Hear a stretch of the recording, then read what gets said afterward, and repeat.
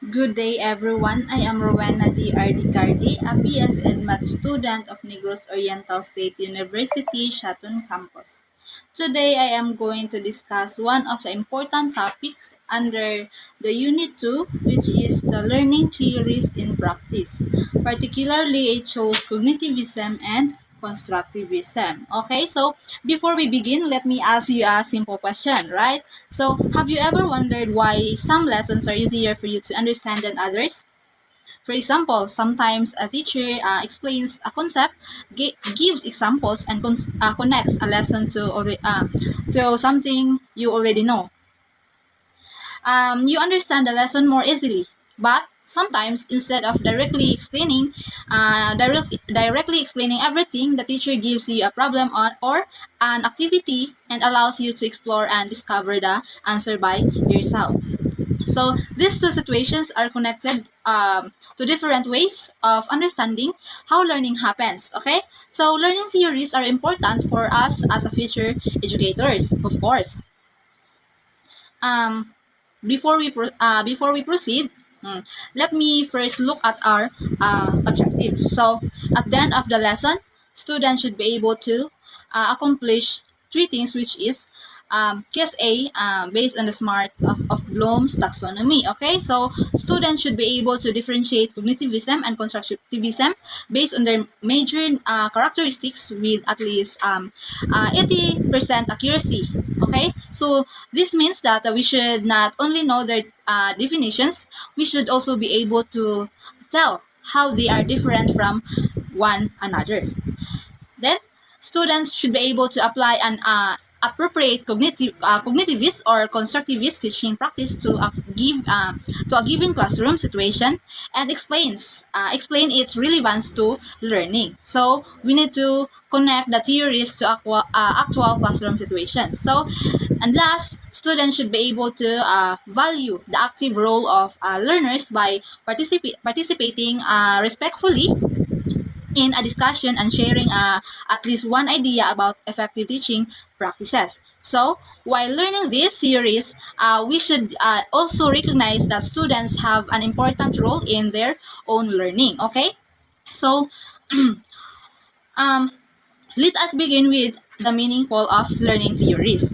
So, learning theories are framework to explain how learning occurs in and how learners acquire, process, and develop knowledge. Okay, so in simple words, learning theories help us understand how students learn. Okay, as a future educators, this is very important because students do not all learn in exactly the same way. Of course, take note for that. A teacher needs to understand how learners process information, how they use their previous experiences, and how they develop new understanding. Okay, so learning theories also help teachers in designing effective instruction.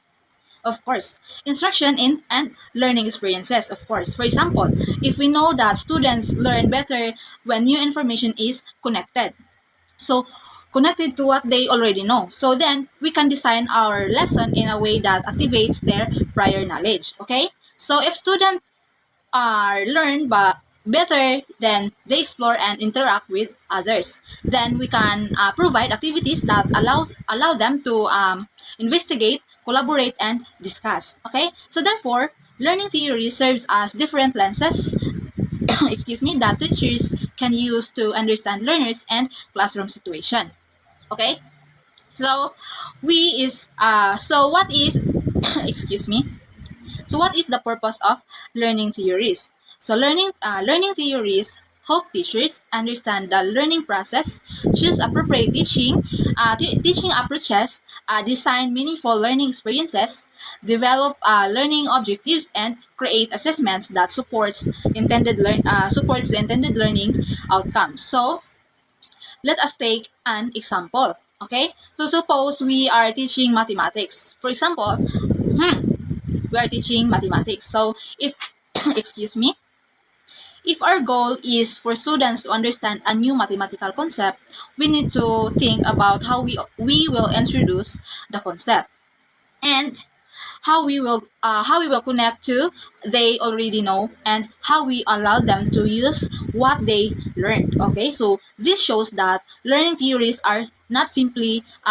concepts that we memorize, but they can actually guide us in making decisions about what we teach, how we teach it, and how students learn from it.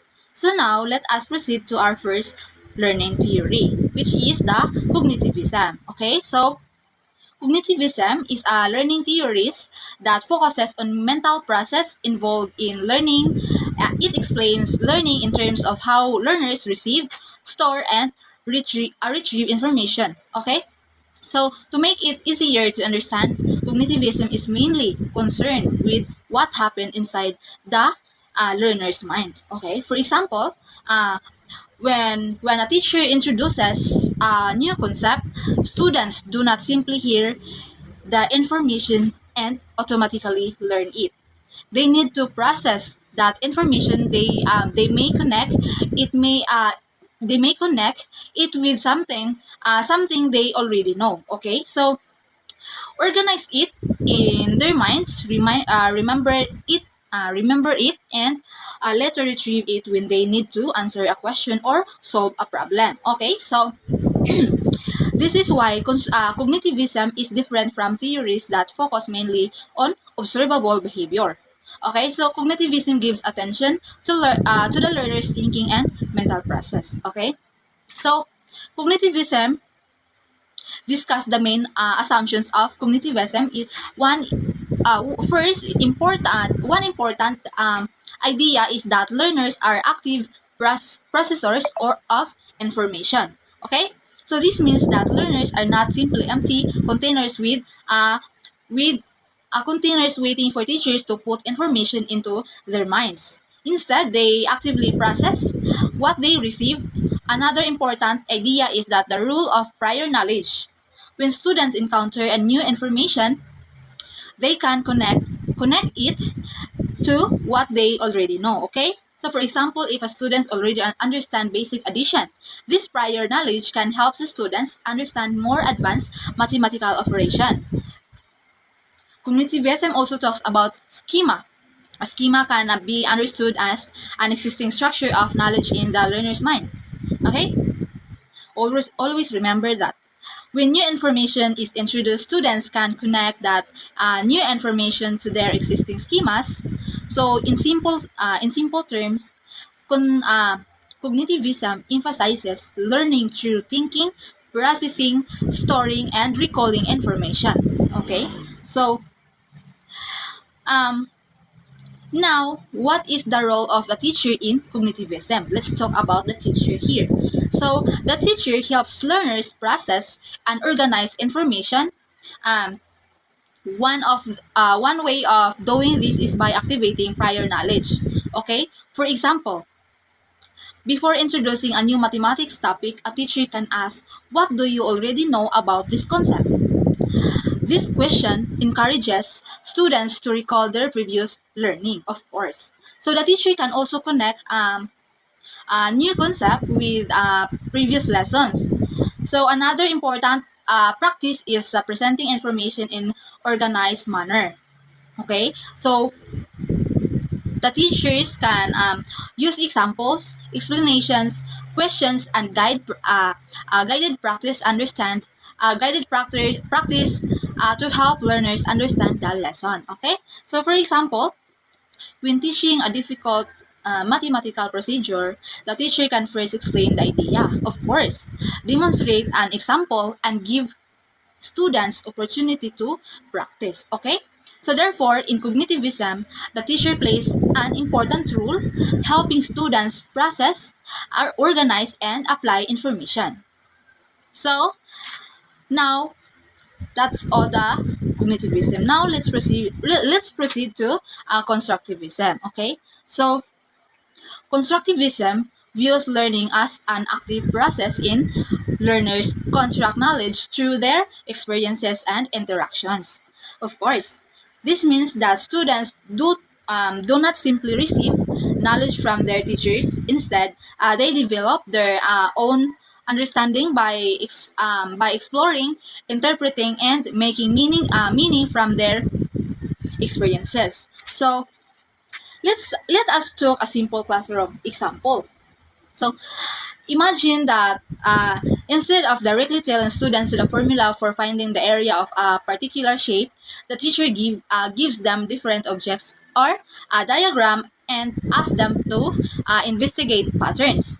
So the students discuss their observations, right? And they try different solutions. So eventually, they develop an understanding of concept. This is an example of constructivist learning because students are actively involved in constructing their understanding. Okay, excuse me. So constructivism views learners as active participants in learning process. So learning is influenced by prior knowledge, personal experiences, exploration, inquiry, and interaction with others. There are two important forms discussed in our lessons. The first is cognitive constructivism. It emphasizes that how individuals construct knowledge through their own experiences. It is associated with thinkers such as the philosopher John Dewey, Jerome Bruner, and Jean Piaget. Okay, so the second is a social constructivism. So it is emphasizes that importance of social interaction in learning and is associated with Lev Vygotsky. Okay, so if cognitive constructivism emphasizes the learner's own construction of knowledge through experience, social constructivism gives particular attention to learning through interaction with others. Okay, so this means that discussion, collaboration, and group activities can become important part of the learning. So, so, what is the role of the teacher in constructivism? Okay, so the role of the teacher here is that the teacher acts primarily as a guide and facilitator. Instead of simply giving all answers, the teachers creates opportunity to students to explore, investigate, discuss, and solve and connect their discoveries to their developing understanding. So, for example, here instead of telling students exactly how to solve a problem, the teacher may ask guiding questions such as what do you notice? What strategy can you try? What why do you think your answer is correct? Okay, so these questions encourage learners to think and explain their ideas, and the teacher is still important, but teacher's role is more focused on guiding the learning experience. Okay? So now we are going to compare the cognitivism and the constructionism. So the cognitivism and constructivism. First, let us look at their main focus. Cognitivism focuses on the mental process of information, while constructivism focuses on construction of knowledge. So, in simple terms of these two, so cognitivism learning by processing information, while the constructivism learning by constructing understanding. So now the next role of this is the of the learner in cognitivism. The learner process and organize information, and then in constructivism, the learner actively construct knowledge. How about prior knowledge? Both theories recognize the importance of prior knowledge, but they use it somewhat differently. In cognitivism, prior knowledge help learners connect and organize new information. But then, in constructivism, prior knowledge helps learners interpret and construct new understanding. So next, let's look at the teacher in cognitivism. So the teacher helps students process and organize information, right? So in constructivism, the teacher guides and facilitate learners learning process. So the common practices are also different. Cognitivist practice may include questioning, explanation, example, and organized instruction, while the constructivist practices may include inquiry, exploration, discussion, projects, and collaboration. However, they also an important similarity because both cognitivism and constructivism recognize that learners are active and that prior knowledge is important.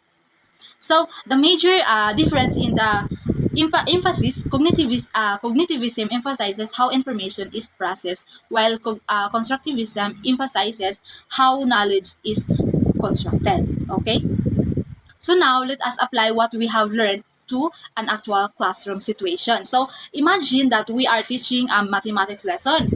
Okay, so the teacher begins by asking students what they already know and about a particular mathematical concept. So the teacher then presents an organized explanation, gives example, and allows students to practice. Which theory does this situation reflect? Cognitivism.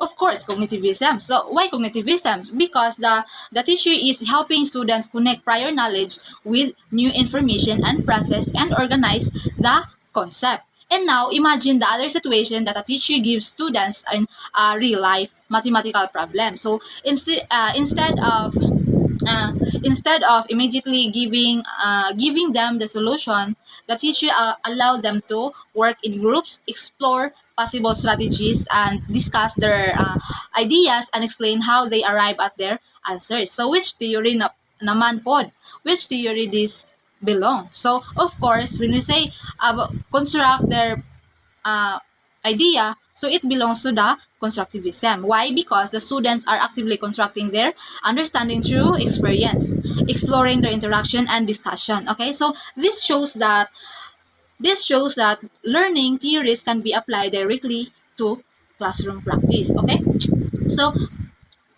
so before we end this discussion, so let's have a um for example, or for a teacher instead. So I will give you a situation and you can identify whether it is more closely to related cognitivism or constructivism. So for example, a teacher gives students an organized explanation of a new lesson, connects it with their previous knowledge, and provides example for them to practice. So the answer of this is of course the cognitivism. Why? Because the activity focuses on processing and organizing information, right, and connecting it to learning with prior knowledge.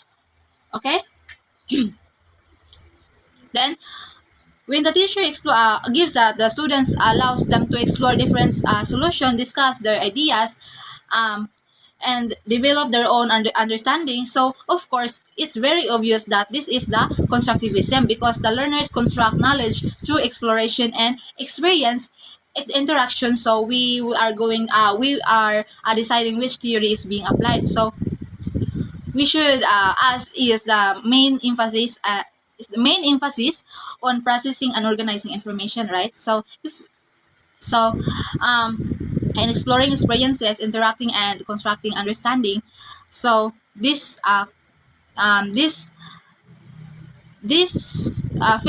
phrase is closer to the constructivism. Okay, so in summary to this discussion, so learning theories help teachers understand how learning occurs and how learners acquire and develop knowledge.